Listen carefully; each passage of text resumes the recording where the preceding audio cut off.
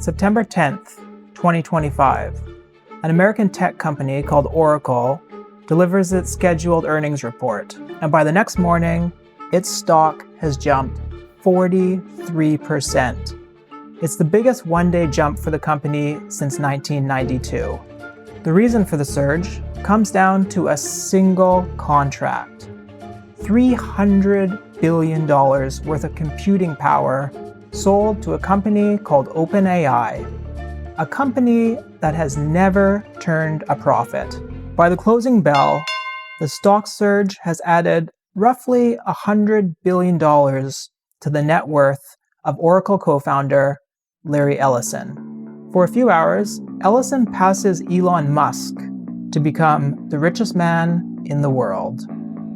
Today, I'm making a cheese and chive souffle, and while I do, I'm going to tell you what has happened to Larry Ellison and the empire that he has built in the 10 or 11 months since the OpenAI contract. I'm also going to explore a little bit of the bigger picture surrounding the AI boom and why investors, economists, and policymakers are sounding alarms. And I promise, the souffle is relevant here.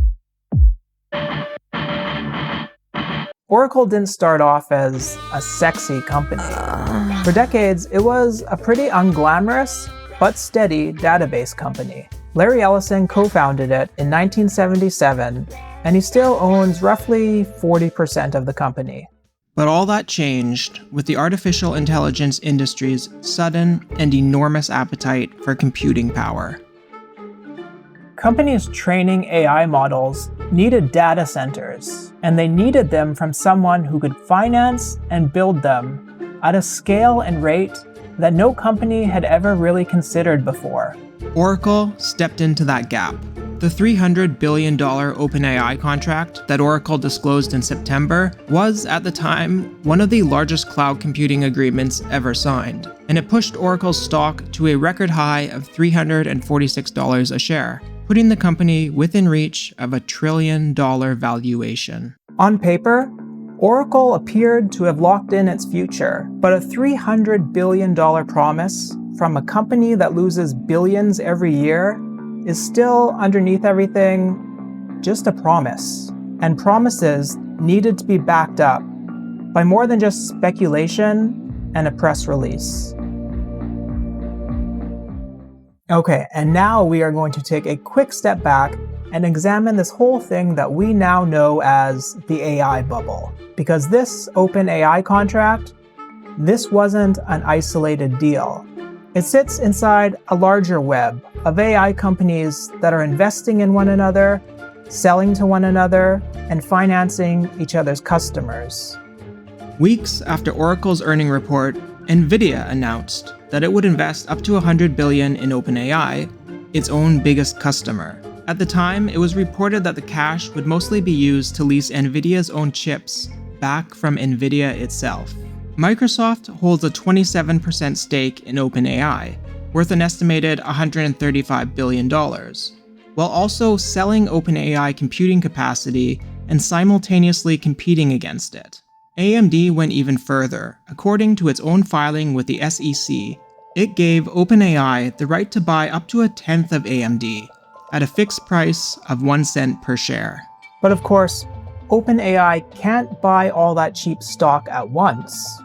The contract is vesting, which means that the more AMD chips that OpenAI buys, the more stock they can access. Essentially what that means is that AMD is paying its own customer in AMD stock to ensure that its customer continues to buy AMD products. It's a pattern of money moving in a circle from one company to the next, with each transaction being booked as revenue along the way. If that sounds familiar, it's because that's basically what Enron did that got them into so much trouble. In July, Bloomberg's tax desk ran the comparison directly in a written article about how the AI industry was reviving the accounting devices that toppled Enron. But Enron's entire final year revenue was about $100 billion. The Oracle OpenAI contract is 3 times that.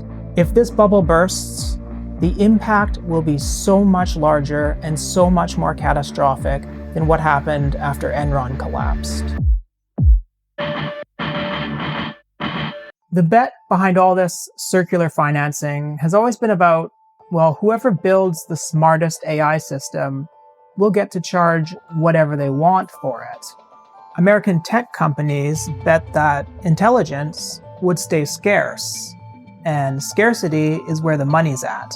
Except, intelligence hasn't stayed scarce. In May 2026, the Chinese AI company DeepSeek made a permanent price cut of 75% on its flagship model. Chinese firms have kept undercutting since, and companies have begun shifting real workloads onto these cheaper models simply because the savings are too large to ignore.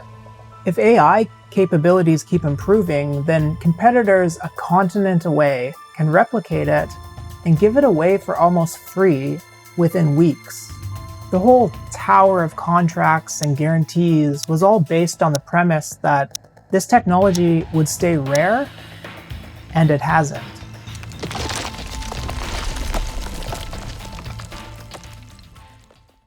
On July 9th, 2026, S&P Global Ratings downgraded Oracle's credit rating to one notch above junk status, indicating that OpenAI now accounts for roughly half of Oracle's $638 billion order backlog, and the company was on pace to burn through $42 billion more in cash than it had brought in.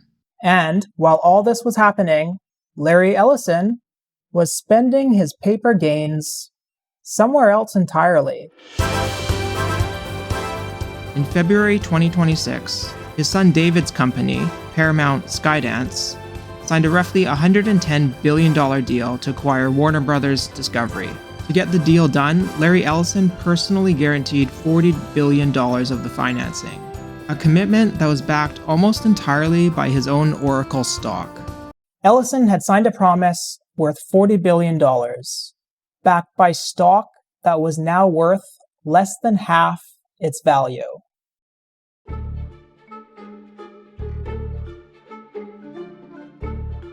This is the perfect metaphor for the AI bubble, a chives and chive souffle. Here's the thing about a souffle that nobody tells you until you've made it. It's mostly full of a whole lot of hot air, just like the AI bubble.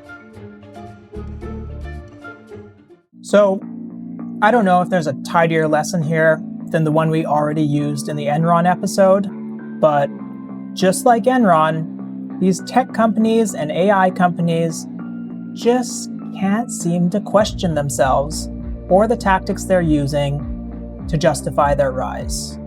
Whatever's left of the House of Ellison a year from now is anybody's guess, but it's going to come down to whether or not there was ever anything else behind Oracle, other than a bunch of hot air.